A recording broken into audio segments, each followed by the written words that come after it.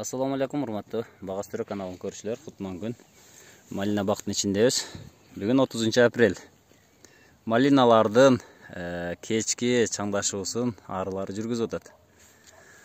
Малина бакта сөзсүз ары сонун жакшы жардам берет.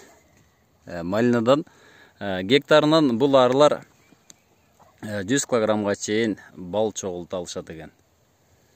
Малиналардын эрте гүлдөгөнү бул буюрса июнь айында баштарында бышы баштайт. Азыр мында алды королоп баштаптыр. Экинчи жыл малинага. Былтыркы жылы отургузганбыз. Өзүбүздүн жергиликтүү сорттон. Азыр бул жазгылары гүлдөп жатат. Малинанын эң өтө күчтүү багылгандагы эмес, өтө начар да эмес. Азыр мында көрүп турабыз, гүлүн эсептей турган болсок, ар биринде 3төн 4төн болгондо 1, 2, 3, 4, 5, 6, 7. Мына ушул бир эле бутагында 21 малина салат экен.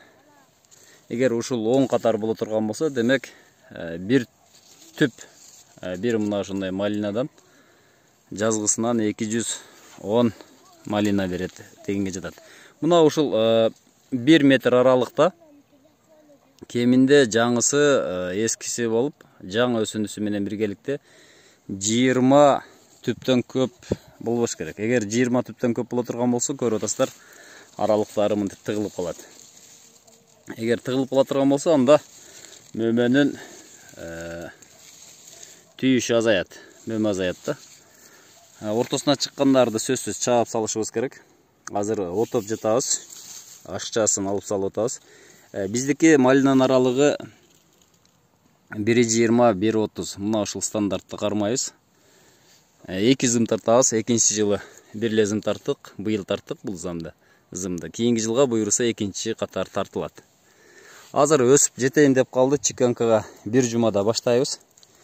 Азыр мыналарды алса болот, бирок калгандары кичинекей. Азыр зымга жеткендерди алып койсо болот, бирок. Июндун 1-ине чейин жүргүзүлөт чиканка. Экинчи жолу сууну бердик. Гүлдөп алдында эртең дары беребиз. Мурда диамофоска берген болсок, азыр эми гүлдөө учурунда биз карбамид беребиз.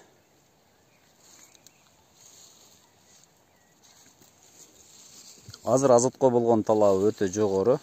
Анткени өсүп атат, күн сайын өсүп атат. Бир күндө 5-10 сантиметрге чейин өсөт да бул.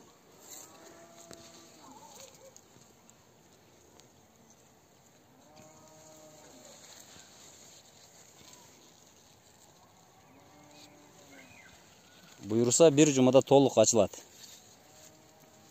Жалбырагынан өткөндө чачканбыз, чачкан микроэлементтерди билесиздер. Негизинен азот болчу алдагы.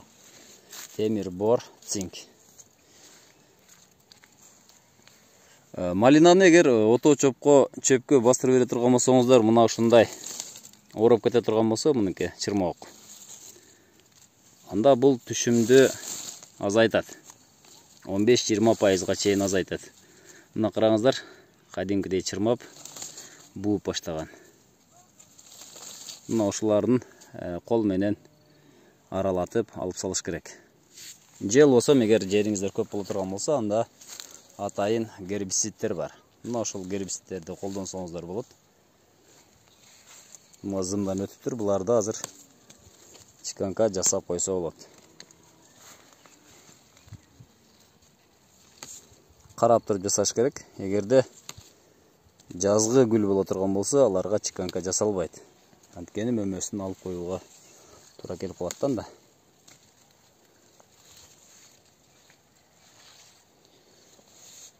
Кыргызчасы жашыл үзүү.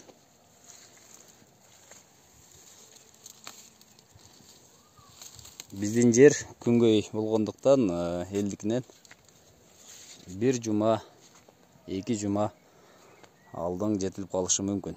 Анткени күнгөй кайрак. Кадимки арык менен агызылып суугарылат.